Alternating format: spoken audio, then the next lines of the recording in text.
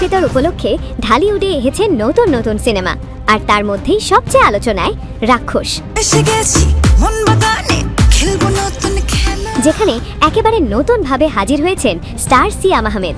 রাক্ষস সিনেমায় সিয়াম আহমেদের সঙ্গে জুটি বেঁধেছেন টলিউড অভিনেত্রী সুস্মিতা চ্যাটার্জি। তাদের দুষ্ট মিষ্টি কেমিস্ট্রি ইতোমধ্যেই সোশ্যাল মিডিয়ায় ভাইরাল। আমি তোমার কাছে যাব, দর্শকরা বলছেন এই জুটি একেবারে ফ্রেশ এবং উপভোগ্য। সম্প্রতি এক সাক্ষাৎকারে সুস্মিতা চ্যাটার্জি ঢালিউড সুপারস্টার শাকিব খানকে মেগা স্টার হিসাবে আখ্যা দিয়েছেন। তিনি বলেন, শাকিব খান সবার প্রিয় মেগা স্টার। এই মন্তব্য ভক্তদের মধ্যে তৈরি করেছে নতুন আলোচনা। শুধু শাকিব খানই নয়, নিজের সহশিল্পী সিয়াম আহমেদকেও ভীষণ প্রশংসা করেছেন তিনি। তার মতে সিয়াম একজন পরিশ্রমী ও ডেডিকেটেড অভিনেতা। সুস্মিতা জানান, প্রতিটি দৃশ্যের আগে তারা বিস্তারিত আলোচনা করতেন, যাতে চরিত্রগুলো পর্দায় নিখুঁতভাবে ফুটে ওঠে। এই পরিশ্রমের ফলই তাদের অসাধারণ অনস্ক্রিন কেমিস্ট্রি।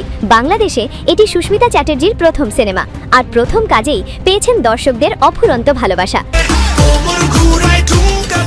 শুটিং টিম থেকে শুরু করে সাধারণ দর্শক সবার ভালোবাসায় মুগ্ধ তিনি। সুস্মিতা জানিয়েছেন, এই ভালোবাসার টানেই তিনি ভবিষ্যতে বাংলাদেশে সিনেমায় নিয়মিত কাজ করতে চান, অর্থাৎ সামনে আরও নতুন প্রজেক্টে দেখা যেতে পারে তাকে।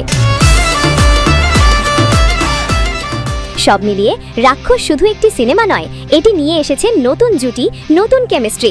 আর সুস্মিতা চ্যাটার্জির এই প্রশংসা ঢালিউড টলিউড সম্পর্ককে করেছে আরও মজবুত। আমি দুনিয়া ছাড়তে পারি।